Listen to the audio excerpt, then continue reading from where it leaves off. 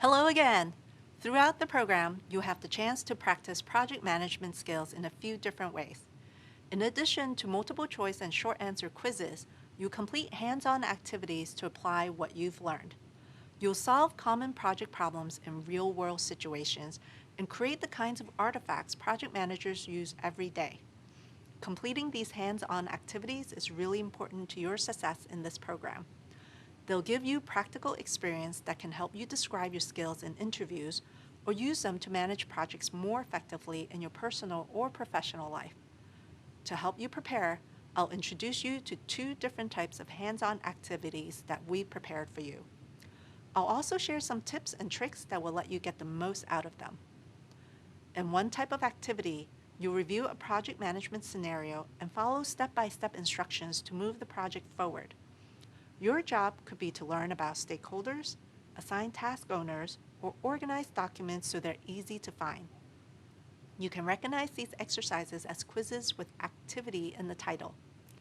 When you finish an activity, we'll take you through an exemplar of the completed assignment that you can compare to your own work. Be sure to review these exemplars carefully so you know what you did well and how you can improve next time. Keep in mind that some activities can have more than one right answer, just like real problems can have more than one solution.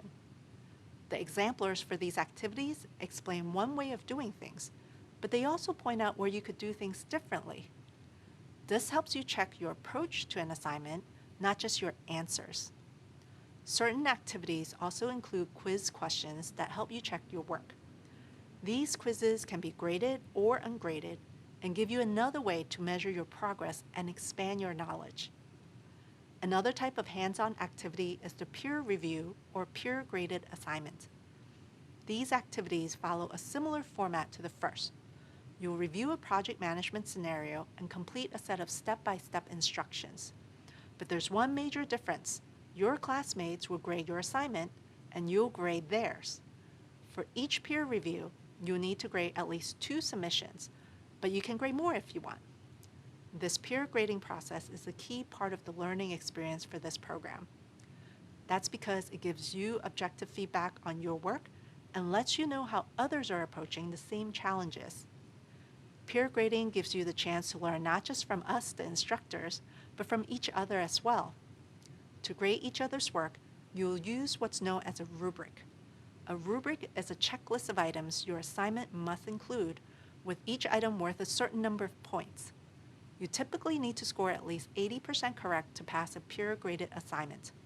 So for example, if a rubric has 10 points, you need a minimum of 8 points to pass.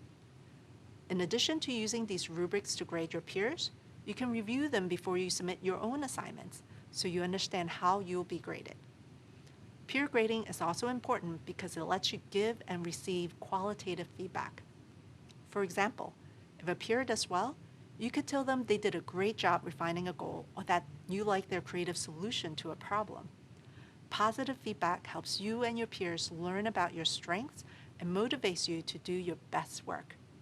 On the other hand, it's just as important, if not more so, to learn from your mistakes. If a peer gets something wrong, be sure to leave thoughtful, constructive feedback so they understand why they didn't get full credit. That way, they'll know what to review and how to improve so they can become better project managers. And don't worry, we'll give you some tips on how to leave constructive feedback for each activity. Peer review is a valuable tool, but unlike other assessments in the program, it may take some time to receive your grades. Remember that real people aren't as fast as computers, so it can take up to 10 days for grades to appear. Additionally, it can take some time before there are assignments available for you to grade. Be patient. Your peers may be working through the course at a different pace.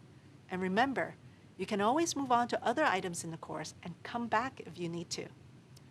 If for any reason you aren't able to access a peer submission, or if a submission is incomplete, you can skip it and go to a different one. To learn how to do this, continue on to the optional reading. This reading will also tell you more about the peer review process and link you to helpful resources on topics like where to find peer feedback and how to change your sharing settings in Google Docs, so be sure to check it out. Great! Now that you know more about some of the hands-on activities you'll find throughout the program, you're ready to get started.